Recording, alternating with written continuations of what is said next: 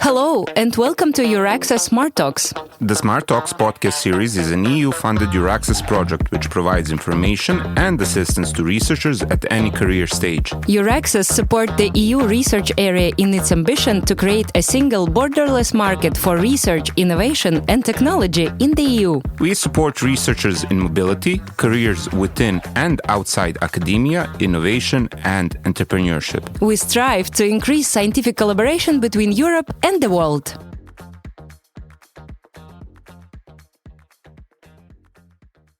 Hi, I'm Darja, a senior expert at EURAXESS National Contact Point in Latvia. And I'm Jovan, a teaching and research assistant from the Faculty of Mechanical Engineering in Niš, Serbia. And you are listening to the EURAXESS Smart Talks podcast.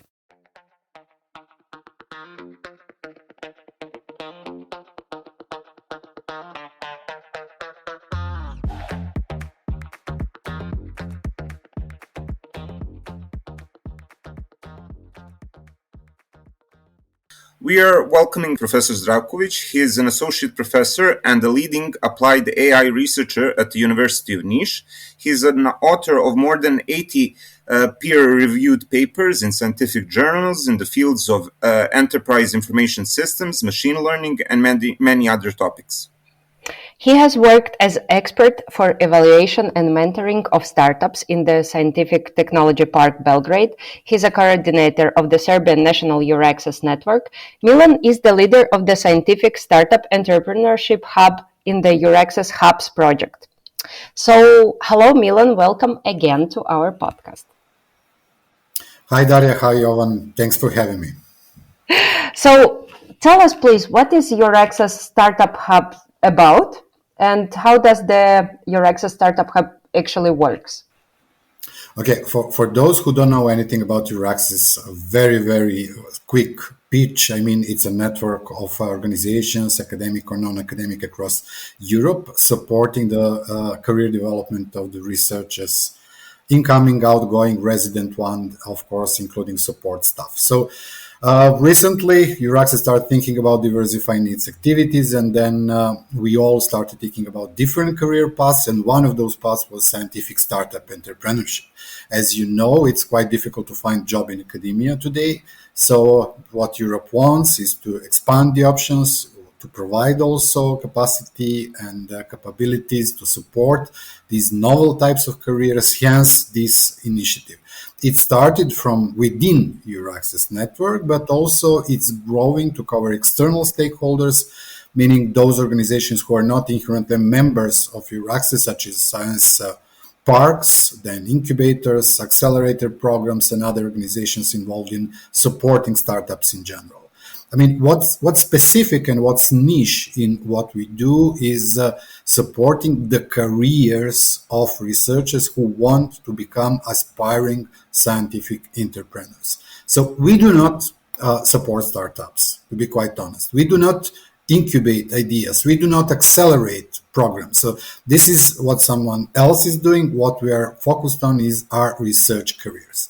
It was initially built network by 7 organizations. Now we're counting 12 organizations. Among those 12, there are companies, for example, one in Israel. Then there are universities like our university in Serbia, but also there are other very specialized offices directly providing support to startups. What's our aim actually is to build international funded programs for supporting those aspiring scientific entrepreneurs. Those programs can be like providing some online guidance. It can be someone like webinar series or site visits or other forms of support. You said that you started with 7 members and now the hub has 12. Who can apply? Who is it meant for? And how does the joining process work? Okay, if we are talking about organizations who are applicants to the hub, we are more very informal and loose structure, this network of EURAXESS Startup Hubs. When I say informal, meaning that any member of EURAXESS network can join us immediately and work with us and organize those cross-border programs. When I say we were 7 and now we're 12, that refers to one activity of ongoing Era Talent project, a huge project supporting the EURAXESS network funded by European Commission, which had like an open call for cascading grants. In this open call, different organizations, EURAXESS members were invited to submit their interest to propose new ideas. And like those ideas should be somehow associated to one of the hub networks organized by EURAXESS. We got 7 applications from EURAXESS members, 7 awarded applications. This is how 7 organizations join us. That gave them opportunity to implement their own programs for which they were funded. This program is currently ongoing. As for the other organizations who want just to join us and participate with other funding and also participate in other activities that do not require funding, of course, membership is open, completely open. They can apply. You can just Google for EURAXESS Startup Hub. You will find extensive online resources there about the hub. You will also find the contact information, which you can use. I'm talking now to EURAXESS members, which you can use to approach us and discuss with us about how you can join. However, I must say that when you ask me who can apply, the thing is that this EURAXESS, this hubs network is committed mostly to researchers. So we do provide services and programs to researchers, not to organizations. So if you want to join us as an organization, you will be asked to commit to this mission. And if you want to apply for any kind of programs as a researcher, you should look at our portfolio of services and at our website. And we can talk more about this now. Now I'm thinking if my actually next question is related to what you have said. So like do applicants for the EURAXESS Startup Hub need additional financing, or is it covered? This is first thing. And second, but when I was thinking about this question, I thought also about this startup tour, for example, for someone who would like to join. How is it usually done? Yeah, one unique thing about EURAXESS in general is that the services are free. I mean, that's like very difficult to set up in nowadays. And thanks to European Commission and thanks to all the other external funding, but more importantly, thanks to the love and commitment of dedicated EURAXESS members staff to career development of researchers, we could have this done. So whatever we do, whether being it a webinar or a site visit or whatever, we are the ones who provide funding to researchers for that. So basically it works based on open calls when we're talking about site visit, because there is some cost reimbursement involved or coverage. And it's there are like application processes that we implement. And we're talking about webinars, of course, they're completely open to access. So it's all completely free from researchers. If you want to join as an organization, you can count on different opportunities for funding. Now, this first set of opportunities ended because this cascading grant call was finished. But we are looking at the next project, which is continuation of Era Talent project, which will most probably have very similar initiatives. So there will be more opportunities to have as an organization funding for your own program. It's nice to hear that it's that open and available to all researchers, that they do not have to spend their own resources. But on the other hand, you also said that there are free webinars and digital toolkits. What are they about?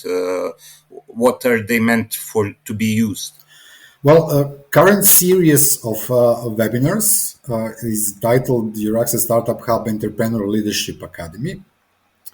And it comprises webinars on different topics. Those topics were carefully selected by our Israeli partner who is in charge for implementing this project. So to give you just an idea, when we started, we had a webinar on communication skills, for example, and strategies to raise capital for the startup. And then we talked about the lean startup approach, which is somewhat which is very close to scientific method. So when you do the discovery, when you do the validation of your scientific results, this is very similar to what entrepreneurs are doing within the startup when they're using these methods. So it's very nice paradigm to get close to researchers who want to learn more about this. Then we talked about deep tech startup ideas. We talked about artificial intelligence as a huge, vast area of opportunities for the ideas in startups. We talked about the problem solving. We talked about decision making in startups. And now in the future, we are looking at 3 webinars more. One is related to teamwork. Another is related to pivoting. And the last one will be related to building the network and branding the startup at the international global market. If we are talking about researchers, who do you aim for, like R1, R2, R3, or doctoral students, or? Well, in general, we're targeting all researchers. We do not want to exclude anyone from this activity. However, I must say that we are more like focused to early stage researchers, because they, especially those who did not choose academia as a primary choice. So this is why we are talking mostly to them. And for more suggestions, to which point should these researchers, young entrepreneurs, develop their startup or their idea before applying for events and contents related to the EURAXESS Startup Hub, and how does it help them? Well, I mean, we cannot provide like a career change. I mean, it's not that we are going to persuade someone to completely change their career plan and go there. We would like to be in position to do that, but this is really a responsible thing to do. What we want is just to show how this career looks. I mean, we don't want to go a lot more, to do a lot more than that. And I think it's already pretty good and strong commitment if we commit to this objective, because the thing, I am being a researcher myself, I have lots of colleagues, especially young colleagues, who don't have a clue about what does it mean to set up a startup, especially when you use the scientific idea for a start. Because, I mean, researchers are not completely clear and confident about their results being something very important and something very big. When you do a PhD experiment or PhD study or PhD research, I mean, you do you do background research, you set up motivation, you set up research questions, then you go with the experiment. I mean, you go with the hypothesis, then you go with the experiment, and then you discuss solution. That's something that normally startups do. I mean, that's the process is the same pretty much. The difference is that startups could end up in investing hundreds of thousands in euros in doing what you do during one PhD. This is what researchers in this career stage makes very important for us and very important for this world. And we want to make them believe that their results can be used and transposed to innovation and consequently to a product or a service for some lucrative startup. Can I just jump in for a second? I wanted to ask you, because the hubs are mainly focusing on researchers. Can you identify the main qualities that researchers have that help them in developing their startups and transitioning from academia to entrepreneurial career? And on the other hand, what are the drawbacks of the mindset that they have based on their previous work inside research? Are there any difficulties to transitioning to startups? Well, I think I already described those advantages, the good stuff researchers have that's normally met in startup worlds. As for drawbacks, the largest problem researchers have is lack of horizontal skills. Normally, that means that starts and even sometimes ends with lack of communication skills. And as you know, I mean, today, however good your idea is, I mean, you have to communicate. And it's not about the pitch. It's not about, I mean, the new word invented by startup world. It's not that you need to learn how to communicate your idea in 30 seconds or 3 minutes. You have to do that too. But you have to show to your investor that you are capable to exchange ideas, not only with them, but first and foremost with your customers, to exchange the idea, to hear the feedback, to understand feedback, to know what type of feedback and how much of a feedback to transpose into revision of the product or the service. And I mean, it looks very easy when I say it like that, but it's very, very complicated.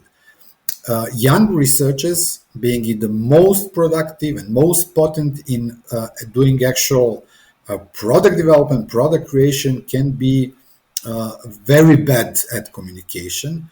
And that's something that prevents investors to see real them. And that's probably the first thing. I mean, we can talk for ages about some other things, not that they're all bad, but I would like to highlight this one as the main problem.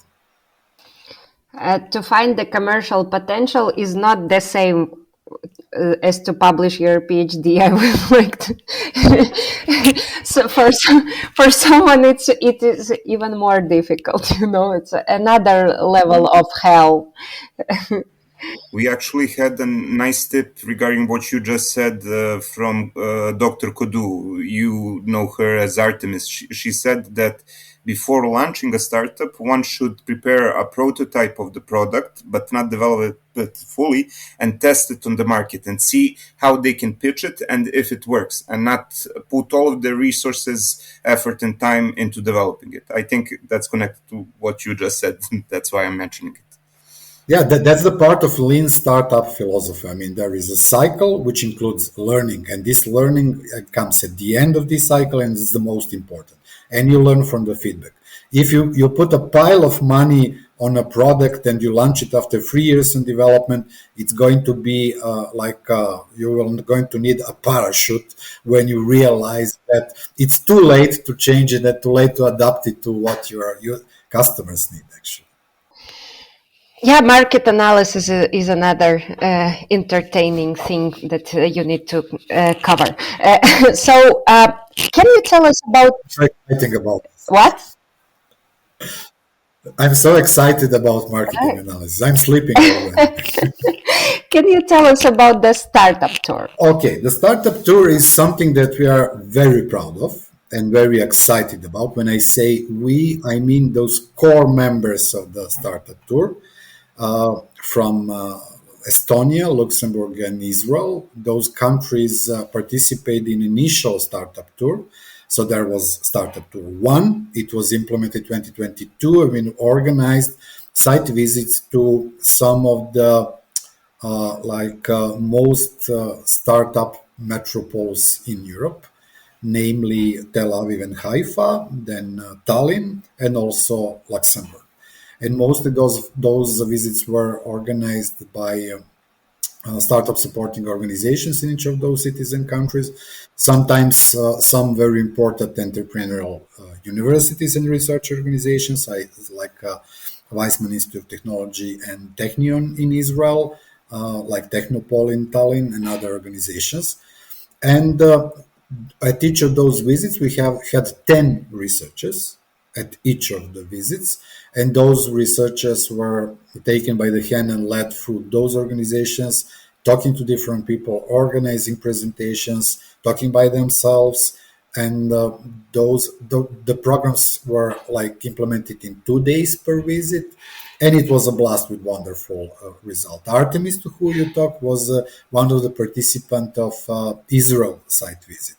And I was so excited to see that during those visits, she managed to find the time and the person to pitch her product, which was developed at that time. So this was coming to an end result already after several hours of having a site visit. And whom are you looking for? What kind of researchers can apply? Yes, if you are researchers who have residence in any of EURAXESS countries, so again, Google to see what's EURAXESS country. You can consult our page to find out.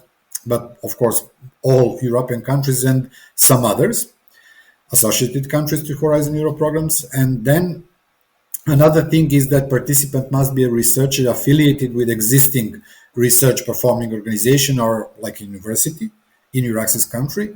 And researcher participant must be enrolled in a doctoral program or with acquired PhD title in the last 5 years, or with a work contract in research in this organization. So it's pretty wide. I mean, well, pretty much everyone, all researchers will be a fit. As for the selection criteria, let me just say, I mean, that it's going to be mostly evaluation of the entrepreneurial experience. So meaning that we ask for description of what you have already been doing in this world, but also if you are starting already and you don't have any experience, you should submit and describe your startup idea built on the scientific result. And it will be equally evaluated. So we are not going to favorize any like more experienced startups. If you have a good idea, you will be eligible for getting the points in this criteria. Then we have scientific performance. So you need to be like a good researcher.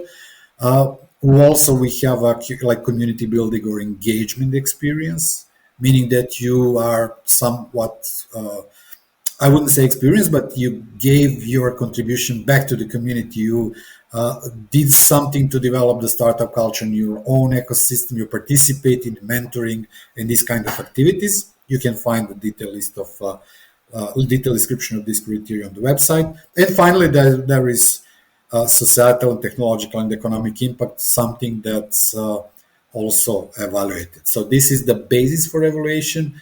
So who will pay for their visit? They themselves?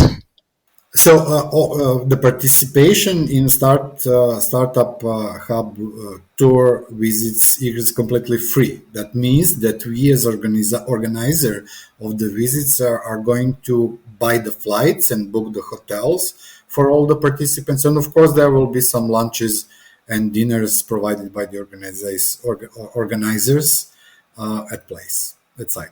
Thank you, Milan. Thank you for having me. Bye-bye. Thank you for listening to this episode of the EURAXESS Smart Talks podcast. We hope that you enjoyed this episode and can't wait to share more with you next time. You can follow us and find more episodes on the EURAXESS portal, our social media profiles, or wherever you listen to podcasts. This episode was prepared by hosts Darja Aksjonova and Jovan Arandjelović, editor Serbian, and is dedicated in memoriam of Professor Miroslav Trajanović.